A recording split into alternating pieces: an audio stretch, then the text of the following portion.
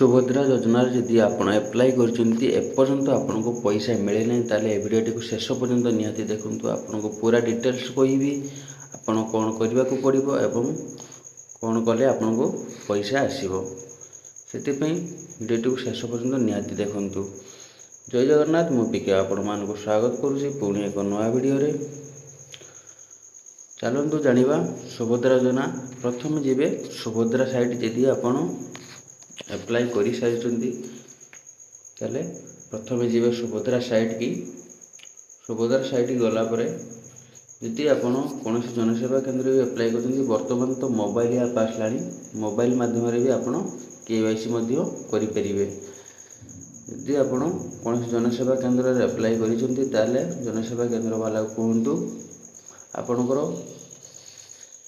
ଯେଉଁ ଲିଷ୍ଟ ଅଛି ସେ ଲିଷ୍ଟଟା ଦେଖନ୍ତୁ ଆପଣଙ୍କ ଡକୁମେଣ୍ଟ ସବମିଟେଡ଼ ଅଛି କି ରିଜେକ୍ଟ ହେଇଯାଇଛି। ଯଦି ରିଜେକ୍ଟ ହେଇଯାଇଛି ତାହେଲେ ସେକେଣ୍ଡ ଟାଇମ୍ ଆପଣଙ୍କୁ ଆପ୍ଲାଏ କରିବା ପାଇଁ ଦେଖାଇବ। ଯଦି ରିଜେକ୍ଟ ହେଇନାହିଁ ତାହେଲେ ଆପଣଙ୍କର ଡକୁମେଣ୍ଟ ସବମିଟେଡ଼ ଦେଖାଇବ।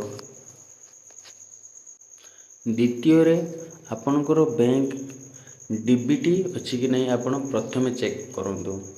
ଯଦି ଆପଣଙ୍କର ବ୍ୟାଙ୍କ DBT ଅଛି, ଡାଇରେକ୍ଟ ବ୍ୟାଙ୍କ ଟ୍ରାନ୍ସଫର୍ ହେଇପାରୁଥିବ, କୌଣସି ପଇସା ଆପଣଙ୍କର ଲାଗୁଥିବ, ତାହେଲେ ସେଇଟାକୁ ପ୍ରଥମେ ଯାଇକି ବ୍ୟାଙ୍କକୁ ଚେକ୍ କରନ୍ତୁ ଆପଣଙ୍କର DBT ଅଛି କି ନାହିଁ। ଯଦି ଆପଣଙ୍କର DBT ନାହିଁ ତାହେଲେ କୌଣସି ମାତ୍ରାରେ ବି ଆପଣ ପଇସା ପାଇପାରିବେନି। ବହୁତ ସାରା ଲୋକ କହୁଛନ୍ତି ଯେ ଆପଣଙ୍କର ଯେଉଁ ପଇସା ଲାଗେ ନାହିଁ, ମୋର କାହିଁକି ପଇସା ଲାଗୁନି, ମୁଁ ତ ଆପ୍ଲାଏ କରିସାରିଛି, ମୋ ପଛରେ ସେମାନେ ଆପ୍ଲାଏ କରିଛନ୍ତି ସେମାନେ ପଇସା ପାଇସାରିଲେଣି। ଦେଖନ୍ତୁ ଆପଣଙ୍କର ଆକାଉଣ୍ଟ DBT ହେଇନଥିବ।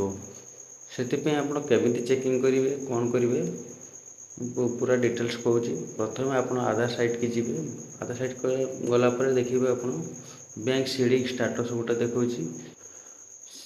ସିଡ଼ିଂ ଷ୍ଟାଟସ୍ ଦେଖାଇଲା ପରେ ଆପଣ ଆଧାର ନମ୍ବର ଦେଇକି ଆପଣ ଲଗ୍ଇନ୍ ହେଇଯିବେ। ଲଗ୍ଇନ୍ ହେଲା ପରେ ବ୍ୟାଙ୍କ ସିଡ଼ିଂ ଷ୍ଟାଟସ୍ ଦେଖାଇବ। ସେଠି ଆପଣ ତା ଉପରେ କ୍ଲିକ୍ କରିବେ। ଆପଣଙ୍କର କେଉଁ ବ୍ୟାଙ୍କ ଦେଖାଇବ। ବର୍ତ୍ତମାନ ସର୍ଭର ନାହିଁ ବୋଲି ମୁଁ ଦେଖାଇ ପାରୁନି। ସେଠି ମାରିଲା ପରେ ଆପଣଙ୍କର କେଉଁ ଆକାଉଣ୍ଟ ସିଡ଼ିଂ ଅଛି। ଯଦି ଆପଣଙ୍କର 3-4ଟା ଆକାଉଣ୍ଟ ଅଛି ତାହେଲେ ଯେଉଁ ବ୍ୟାଙ୍କର ଆପଣ NPCI କରିଥିବେ ସେଇ ବ୍ୟାଙ୍କ ଆପଣଙ୍କୁ ଦେଖାଇବ।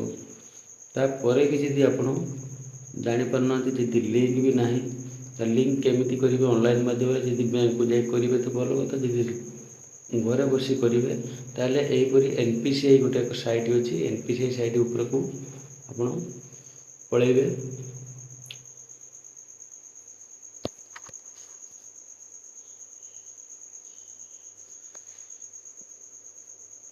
ସେଥିପାଇଁ ଆପଣଙ୍କୁ ଦରକାର ପଡ଼ିବ ଆପଣଙ୍କ ଆକାଉଣ୍ଟ ନମ୍ବର, ମୋବାଇଲ ଏବଂ ଆଧାର ନମ୍ବର ସହିତ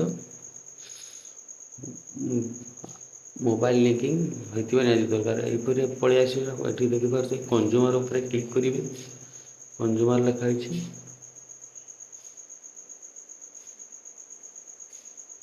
ତଳକୁ ଦେଖିବେ କେତେ କିସ ହେଇଛି।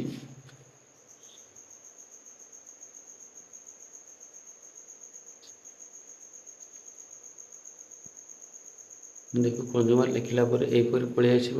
ଦେଖିପାରୁଥିବେ ଏଠି UPI କମ୍ପ୍ଲେଣ୍ଟ ବହୁତ ଅଛି। ଭାରତ ଆଧାର ସେଡ଼ିଂ ଏନେବଲ୍ ଉପରେ କ୍ଲିକ୍ କରିବେ ଆପଣ।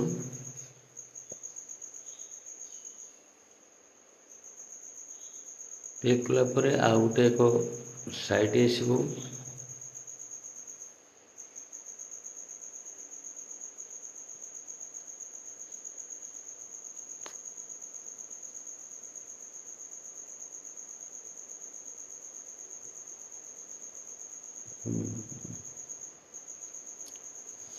ସାଇଟ୍ ସ୍ଲୋ ଚାଲୁଛି।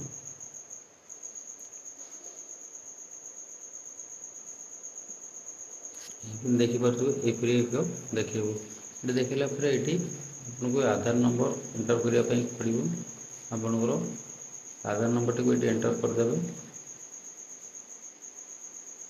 ତାପରେ ତଳକୁ ପଳାଇବେ ଟିକେ।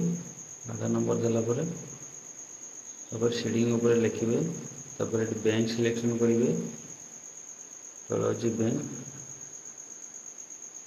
ମୋବାଇଲ ରେକର୍ଡ଼ିଂ ହେଇଛି ଭଲସେ ଆସୁନି। ତାପରେ ଏଇଠି ବ୍ୟାଙ୍କ, ଆପଣଙ୍କ ଯେଉଁ ବ୍ୟାଙ୍କ, ମୁଁ କାନାଡ଼ା ବ୍ୟାଙ୍କ ଦେଇଦେଇଛି।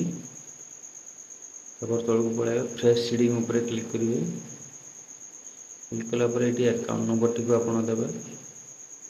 ତାପରେ କନଫର୍ମ ଆକାଉଣ୍ଟ ନମ୍ବର ଗୋଟେ ଦେବେ। ତାପରେ ତଳକୁ ପଳାଇବେ, ବକ୍ସ ଉପରେ କ୍ଲିକ୍ କରିବେ। ଦୁଇଟି ବକ୍ସ ଆସିବ, ଆଉ ଗୋଟେ ବକ୍ସ ଉପରେ ଏଠି କ୍ଲିକ୍ କରିବେ। ତାପରେ ତଳକୁ ପଳାଇବେ, କ୍ୟାପଚାଟିକୁ ଆପଣଙ୍କୁ କ୍ୟାପଚା ଶୋ କରିବ, କ୍ୟାପଚାଟିକୁ ଦେବେ। କ୍ୟାପଚା ଦେଲା ପରେ ଆପଣଙ୍କୁ ପ୍ରୋସିଡ୍ ଉପରେ କ୍ଲିକ୍ କରିବାକୁ ପଡ଼ିବ। ପ୍ରୋସିଡ୍ ଉପରେ କ୍ଲିକ୍ କଲା ପରେ ଆପଣଙ୍କର ଗୋଟେ ମୋବାଇଲକୁ OTP ଯିବ। OTP ସବମିଟ୍ ଦେଲା ପରେ ଆପଣଙ୍କର ସିଡ଼ି ହେଇଯିବ। ଜୟ ଜଗନ୍ନାଥ।